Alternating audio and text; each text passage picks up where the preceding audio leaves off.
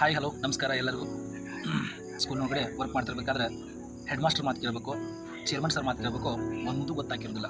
ಅಂಥದ್ರೊಳಗಡೆ syllabus ಮುಗಿತೋ ಇಲ್ಲೋ, notes ಕೊಟ್ಟಿರೋ ಇಲ್ಲೋ, ಅವ ಮಾಸ್ತರ್ ಸರಿಯಾದ ಟೈಮ್ಗೆ ಕ್ಲಾಸಿಗೆ ಬರ್ತಾನೋ ಇಲ್ಲೋ, ಆಮೇಲೆ ಎಲ್ಲ ಟೀಚರ್ಸ್ ಜೊತೆಗೆ ಹೆಂಗದಾನ, ಆಮೇಲೆ ಕ್ಲಾಸ್ ತೊಗೊಂಡಾಗ ಲೇಡೀಸ್ ಜೊತೆಗೆ ಹೆಣ್ಣು ಹುಡುಗರ ಜೊತೆ ಜಾಸ್ತಿ ಮಾತಾಡ್ತಾನೇನೋ, ಬಿಹೇವಿಯರ್ ಹೆಂಗದವ, ಬಂದ್ಗಳನ್ನ ನಮ್ಮ ಬಗ್ಗೆ ಸ್ಟಡಿ ಮಾಡೋಕ್ಕೆ ಸ್ಟಾರ್ಟ್ ಮಾಡಿರ್ತಾರೆ.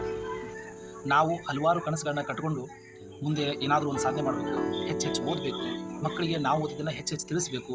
ಅವರು ಎಷ್ಟೇ ಲೋ ಸ್ಟಡಿ ಮಾಡ್ತಿದ್ರು ಕೂಡ ಹೆಚ್ಚಿನ ಅಂಕಗಳನ್ನ ತರಿಸ್ಬೇಕು ಅಂಥೇಳಿ ಜವಾಬ್ದಾರಿಯಿಂದ ಕ್ಲಾಸ್ ಮಾಡ್ತಿರ್ತೀವಿ. ಹಾಸ್ಟೆಲ್ ಒಳಗಡೆ ಊಟ ಸರಿಯಾಗಿ ಕೊಡ್ತಿರ್ಲಿಕ್ಕಂದ್ರೂ ಸ್ವಲ್ಪ ಊಟ ಮಾಡ್ಕೇಸಿಂದ ಕ್ಲಾಸಿಗೆ ಹೋಗೋದು. ಆಮೇಲೆ ಈ ಕಡೆ ಮನಿ ಜವಾಬ್ದಾರಿಯನ್ನು ಹೊತ್ಕೊಂಡು ಭಾಳಷ್ಟು ಮಂದಿ ಮದುವೆ ಆಗಿರ್ತಾರೆ, ಮನೆಗೆ ಸ್ವಲ್ಪ ದುಡ್ಡನ್ನು ಕಳಿಸ್ಬೇಕು, ಆಮೇಲೆ ಸ್ವಲ್ಪ ಖರ್ಚು ಮಾಡಬೇಕು ಅಂತೇಳಿ ಸಾಕಷ್ಟು ಜವಾಬ್ದಾರಿಯಿಂದ ಒಂದು ಸ್ಕೂಲ್ ಒಳಗಡೆ ವರ್ಕ್ ಮಾಡ್ತಿರ್ತೀವಿ. ಇಷ್ಟೆಲ್ಲದ್ರೊಳಗಡೆನೂ ಸ್ಟಡಿ ಮಾಡೋದನ್ನು ಮಾತ್ರ ಬಿಟ್ಟಿರ್ತಿಲ್ಲ. ಒಂದೊಂದು ಟೈಮ್ನೊಳಗಡೆ ಹೆಡ್ ಮಾಸ್ಟರ್ದು, ಚೇರ್ಮನ್ ಸರ್ದು ಕಿರಿಕಿರಿಗೆ ನೈಟೆಲ್ಲ ಕುಂತ ಹತ್ತಿರುವಂಥ ಉದಾಹರಣೆಗಳು ಕೂಡ ನಮ್ಮ ಪ್ರೈವೇಟ್ ಶಾಲೆಯ ಶಿಕ್ಷಕರಿಗೆ ಅನುಭವಗಳು ಆಗ್ಯಾವ.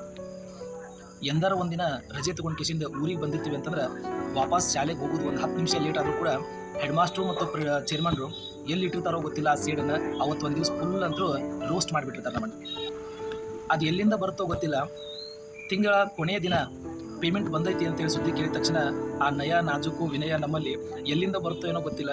ಪ್ರಿನ್ಸಿಪಲ್ ಸರ್ ಮುಂದೆ ಮತ್ತು ಚೇರ್ಮನ್ ಸರ್ ಮುಂದೆ ನಾವು ನಿಂದಿರುವಂಥ ಆ ಪೊಸಿಷನು, ನಮ್ಮ ಮುಖದ ಫೇಸ್ ಕಟ್ಟು ಹೆಂಗೆ ಚೇಂಜ್ ಆಗುತ್ತೋ ಗೊತ್ತಿಲ್ಲ. ಇದು ಎಲ್ಲದ್ರದ್ದು ರಿಸಲ್ಟ್ ಏನಪ್ಪ ಅಂತಂದ್ರೆ ನಾವಿದ್ದ ಪರಿಸ್ಥಿತಿ.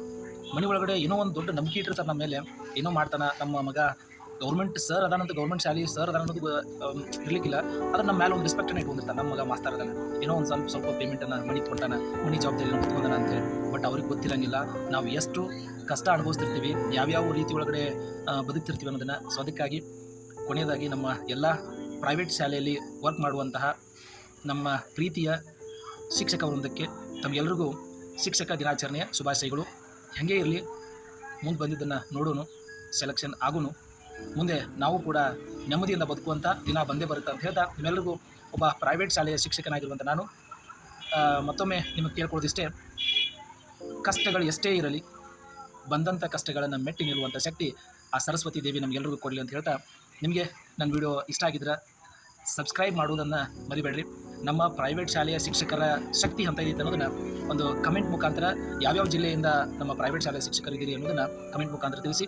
ಹಾಗೂ ನನ್ನ ವಿಡಿಯೋ ಇಷ್ಟ ಆಗಿದ್ರೆ ಲೈಕ್ ಮಾಡಿರಿ, ಸಬ್ಸ್ಕ್ರೈಬನ್ನು ಮಾಡಿರಿ, ಮತ್ತು ನಮ್ಮ ಹೆಚ್ಚು ಪ್ರೈವೇಟ್ ಶಾಲೆಯ ಶಿಕ್ಷಕ ವೃಂದಕ್ಕೆ ಕಳಿಸಿ ಅಂತ ಹೇಳ್ತಾ ಧನ್ಯವಾದಗಳು.